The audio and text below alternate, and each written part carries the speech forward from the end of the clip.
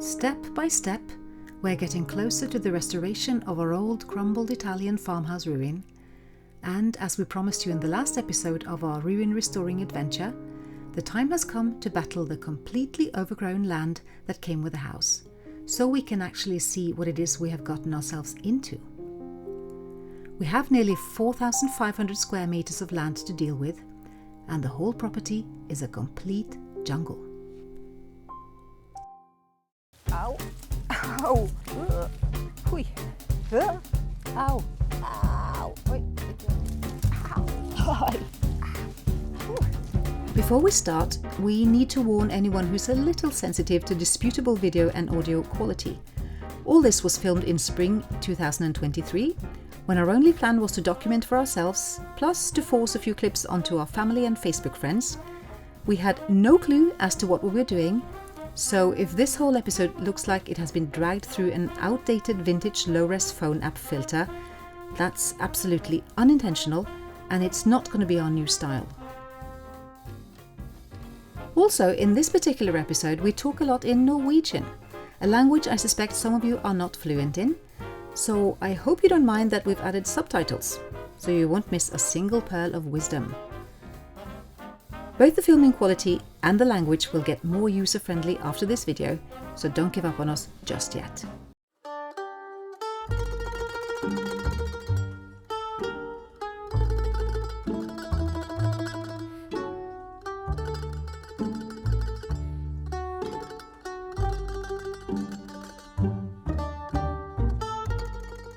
So early March 2023, we got ready for a new milestone, starting the first actual work on our property. We left the snow in Norway and landed in sunny Italy. This time with our base in the lovely little village of Minori, that is closer to the ruin than the centre of Ravello, which is the village we technically belong to. And we were very excited to finally get to see what was hidden below the massive overgrown maze of bushes and trees that was our land.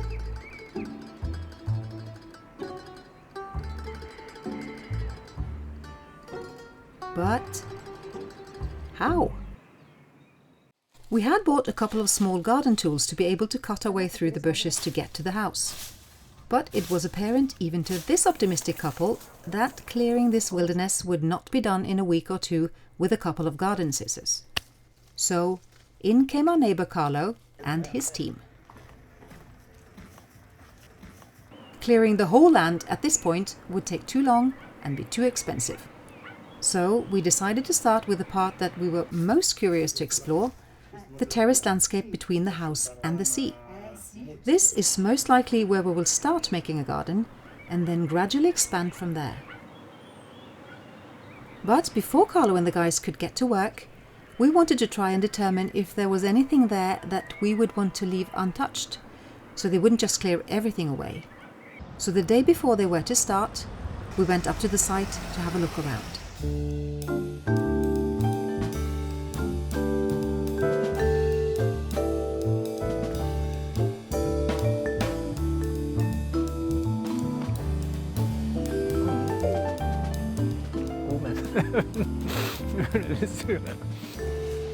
Her det et gigantisk oliventre.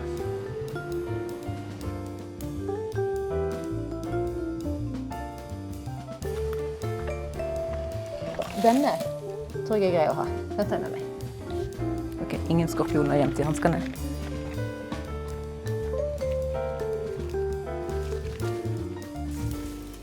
Au! Au! Ah, fint.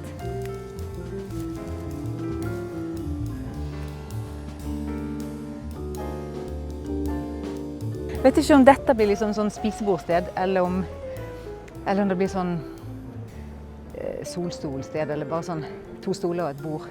Sitte og se utover havet sted. Det er i hvert fall veldig fint.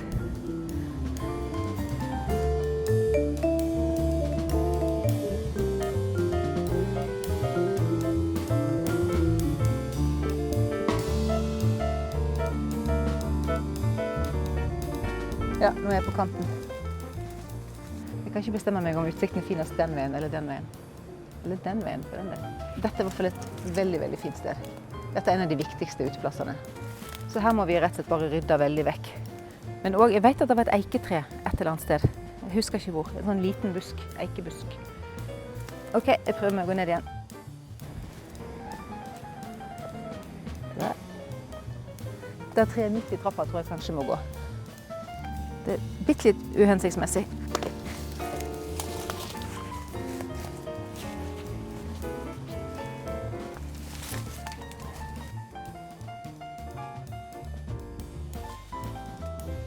Der kan vi gå.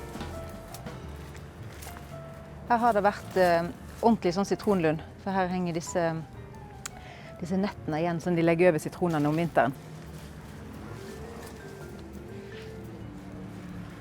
Og her er det oliventreet, som er så sjukt gammelt og ganske villgrodd. Kanskje dette også er vårt? Jeg tror det også står på vår eiendom, faktisk. Det må vi finne ut. Jeg må bort og se på det.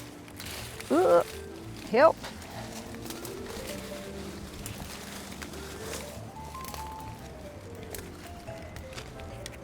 Jeg tror det er en mur som har rast ut ned til naboen, rett under her. Det blir litt dyrt for oss, tror jeg. Han var litt opptatt av det i kontraktsmøtet, at hvis det var sånne ting, så var det på mitt ansvar, så vi kjøpte... Jeg klipper litt. Vi kjøpte under den forutsetningen, men jeg sa at det fikk gå greit. Her er det da rast ut, så jeg tror ikke jeg skal gå så mye lenger.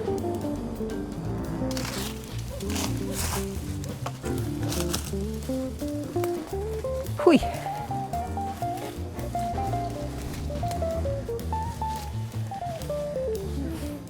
Der kuttet jeg hull sist jeg var her, så der vet jeg at det går an å gå gjennom.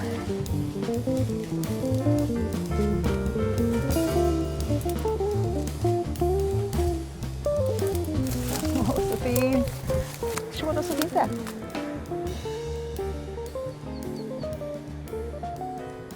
Det er virkelig 180 graders utsikt her.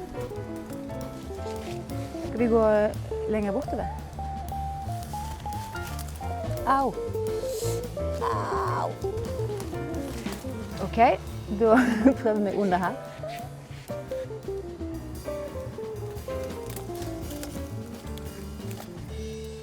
Okay, jeg kommer ikke så langt her uten å klippe med hull, tror jeg. Oi, stikk igjen. De var litt ekle. Vekk med seg. Sjusj. Ja, hvordan kommer vi videre herfra da? Jeg kommer ikke under. Au!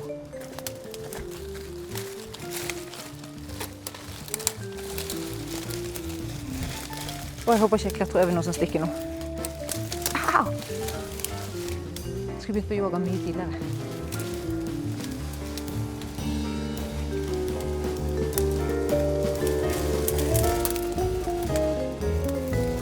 Jeg kommer ikke gjennom her.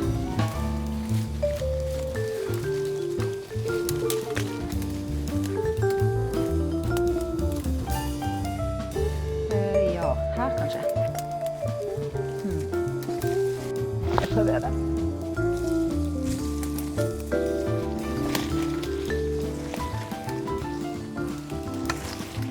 Jeg sitter fast med hodet. Så dette kommer til å sprette ned i hodet på meg etterpå. Oi! Ja, jeg er gjennom. Og jeg har liksom en tunnel.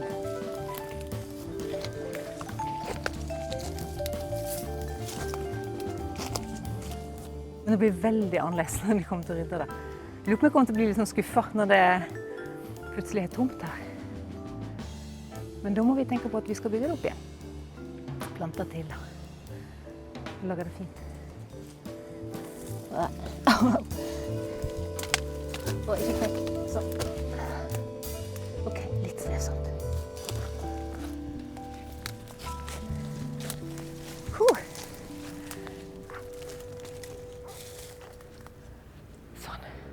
Vi hadde jo tenkt å få med oss mamma og jentene og rydde litt her selv. Men det er bare ikke realistisk. Det er bare for mye. Da måtte vi liksom tatt fri fra jobben i noen måneder. Så det er nok like lurt at vi har fått noen til å gjøre det for oss, ja. Det blir nok mer enn nok å ta tak i for oss, og selv om de tar det grøvste. Men det blir spennende å få se det litt, få sett tomten litt tydeligere. Rydde vekk litt, så vi ser hva det kan bli til.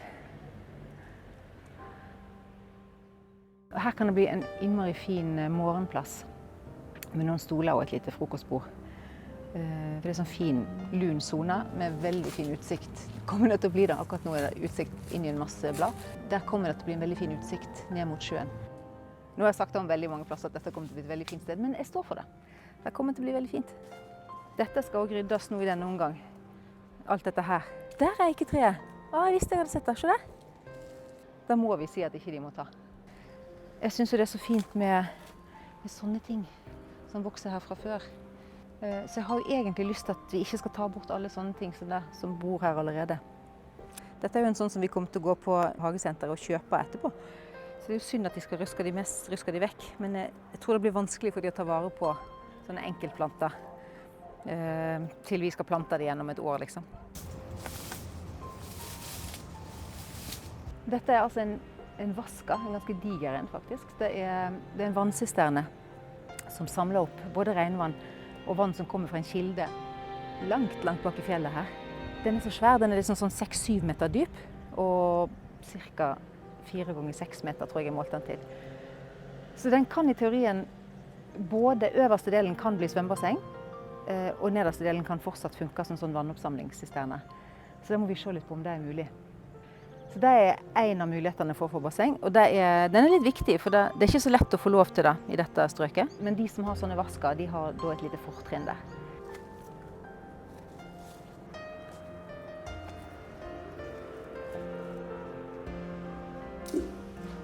Men det kan bli ganske fint da, å ha basseng her. Det blir litt sånn infinity pool med utsikt. Dette er en del av tomten som faktisk ikke har vært på i det hele tatt, for den er bare ikke tilgjengelig. Jeg skal gjøre et forsøk.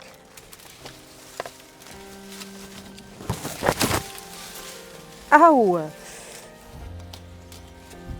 Et sånt noe som kanskje var en fyrfisle, og kanskje ikke. Kanskje ikke vi skal gå så mye lenger før de har ryddet her. Nei, skal vi gå tilbake?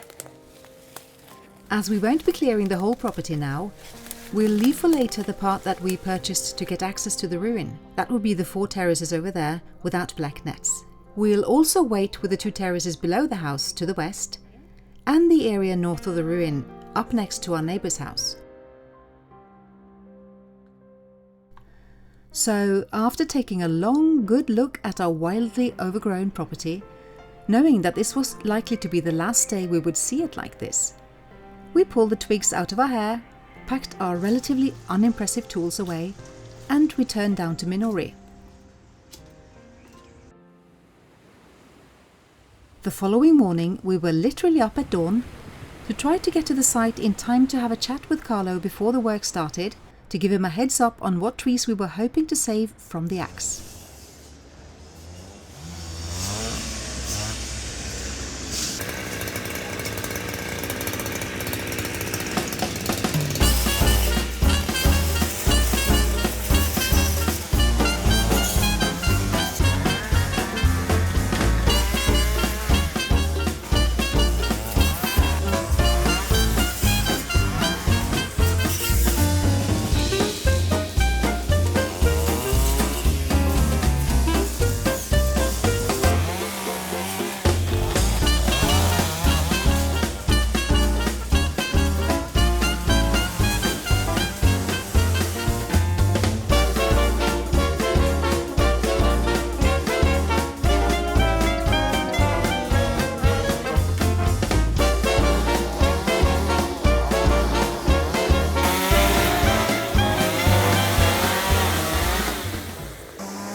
Ja, nå har de begynt. Jeg hadde tenkt at vi skulle ta en sånn runde rundt og så forklare sånn, denne planten er veldig fin, og kan det gå an å beholde den? Og her er den lille eikebusken som jeg er veldig redd for, og passe veldig godt på det treet. Men vi hadde en liten prat, og så sa jeg sånn, ja, skal vi ta en runde og kikke på ting? Og så, ja, så bare et øyeblikk. Og så gikk han, og så bare startet alle maskiner sånn, så nå er de i gang. Og kuttet ned på fotet, og jeg bare håper at de har fått god nok beskjed av, oi, der ryker det et tre. Jeg håper at de har fått god nok beskjed av han som skal lede arbeidet her, hva som skal tas og ikke tas.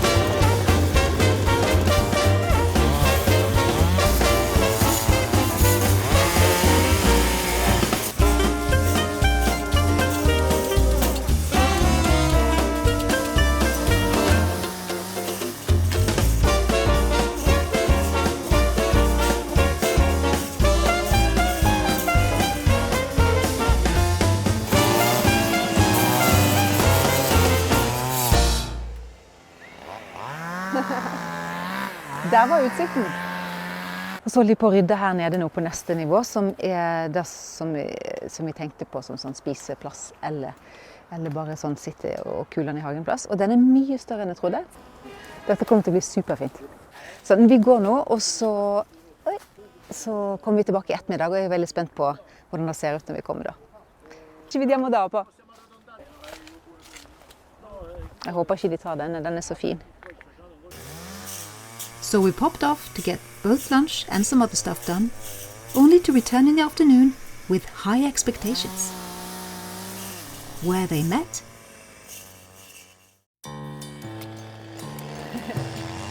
Her har det skjedd ting. Det er utrolig mye større enn jeg trodde.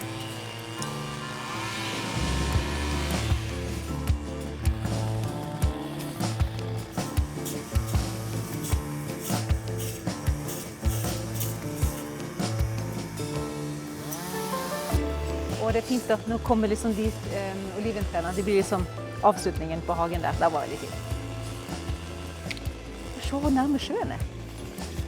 Den har virket så utrolig langt borte når vi har, eller ikke utrolig langt borte, det var å overdrive. Men den har virket mye lenger borte når vi har stått her oppe og sett på den. Og nå er liksom sjøen rett foran oss.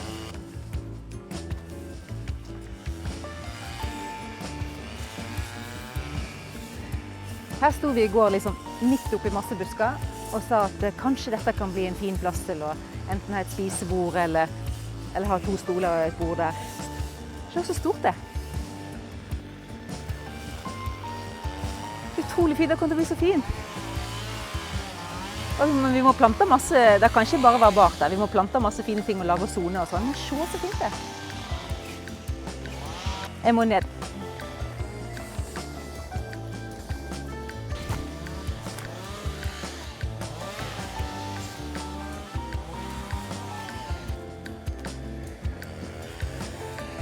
Her.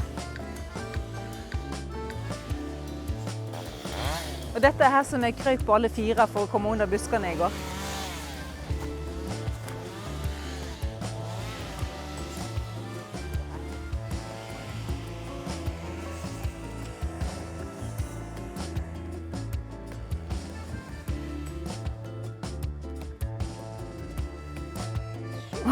Vi har altså fjernet noe så avsindig. Med røtter og busker og tre. Det var sitrontre i først der, men de sa at de var tørre, så de hadde fjernet dem. Jeg håper det er sant, at ikke de bare ble veldig ivrige. Et eneste lite sitrontre, stakkar, som fikk lov som har overlevd motorsagmassakren her i dag. Nesten overlevd. Hang in there, buddy. Og her skjønner du, er det en liten slags grotte. Som jeg tipper antagelig er noen vannoppsamlingsting. At det har vært samlet opp vann fra terrenget. Og da kan vi jo bruke den til. Om ikke oppsamling, så at vi kan lage en slags liten sånn hemmelig liten vanngrotte der. Med sånn vann som silver. Et lite springvann, på en måte. Det kunne vært litt fint.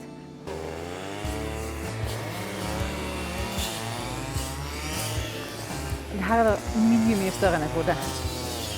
Og det er sol fra morgenen, sol fra den kommer opp der borte, og til den går ned bak Ravello, bak Villaskinnbroene der oppe.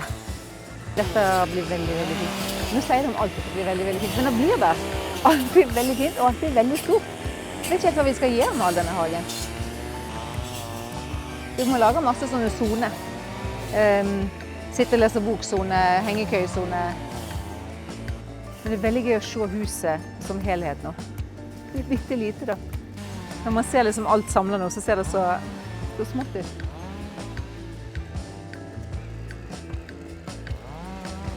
Og så er jeg veldig glad for at de har beholdt klatreplanten der. Det hadde sett så nakent ut hvis den var borte. Man må jo klare å beholde litt av det som vi synes er fint.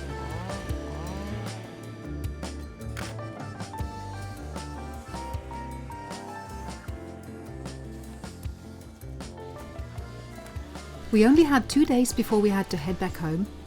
That was just enough to get to see the start of the clearing of the land. But even with Carlos' super efficient team, it wasn't enough to see them finish it. That would take a little more time. So we returned to our lives in Oslo. After all, we had a few things to do there as well.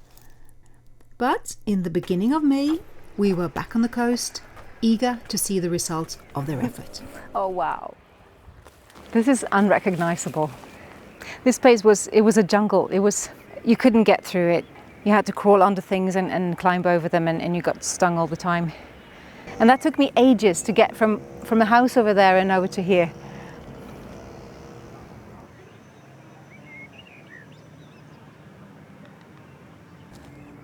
But it's really nice, it's beautiful. I keep saying that this is where the dining table will be and that's where the dining table will be, but this is where the dining table is going to be. It's obvious. Well, I could change my mind. You never know.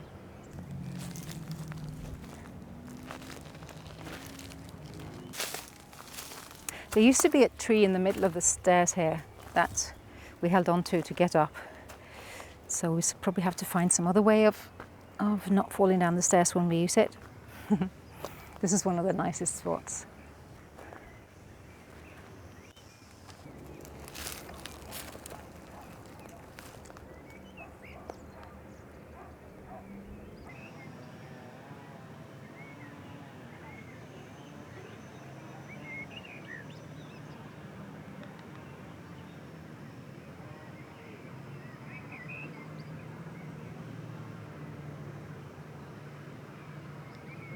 There are my oak trees, my oak bushes. They're not quite trees yet. They're too tight though, so we probably have to remove some of them and put them somewhere else. These appear to be dead, but we're not quite sure about that. Because they left them because sometimes when you remove everything around them and all the ivy that killed them, sometimes they wake up again. We'll see what happens. We'll leave them here for a year or until the winter. And if they seem alive, they will keep them. And if not, they'll remove them. This might be where I want my reading chair. I have to find a good spot for that. And here's a place that we've never been before. We never got to that because it was inaccessible from both sides. I don't really know what we're going to use it for, but it's a bit close to the neighbours. Yeah, if we have lemon trees there, they can grow up to sort of this height and be a barrier towards the neighbours, so we won't see them so much and they won't see us so much. I think that's a good thing.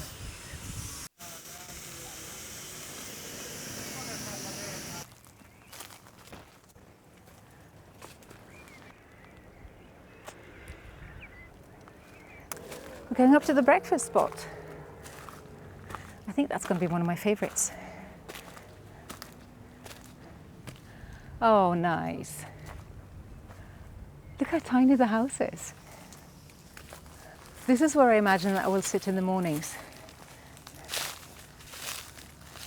Secluded in here with the morning sun there and the view. Hidden from all the neighbours. That's nice too. And it's nice to have kept some trees here because I thought that, well, I actually asked them to remove a lot of the trees, but I'm glad they didn't because I think we're going to appreciate the shade. And this tree is quite nice. It's got beautiful white flowers, but it's sort of leaning towards the house. So I think we will have to either remove the whole tree or cut some branches of it, because otherwise it would tear that wall down. This one is a fruit tree, and he tried to explain to me what kind of fruit. Is orange, and it's size of an orange, but looks a bit like a peach, I think. And there's our olive tree, the one that we didn't even know about because it was covered in ivy. And the ivy is not really gone because it's there and it doesn't look so good, but they will take it away in winter because they didn't want to drag it off now as the tree is in bloom. So, but it's an olive tree. I love that. This is a fig tree, but they're not sure whether it's a wild one or one that bears fruit.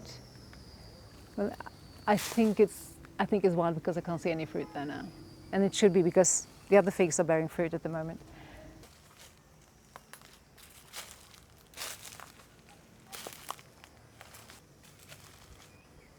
So this is what our land looks like. Well, some of it.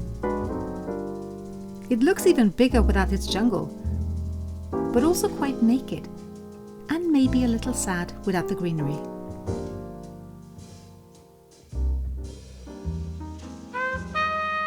But that is the least of our worries. In this climate, the weeds and bushes will grow back in a minute. So keeping it from taking over again is what we need to worry about. But the fact that it's now possible to get a proper overview of all the terraces makes it easier to plan how we can use the space. So that's what we'll get into next.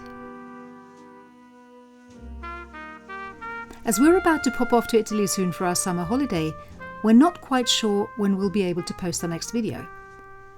But we'll be back here on YouTube again as soon as we can. So we hope you all have a great summer in the meantime, or winter if you're on that side of the globe. Ciao!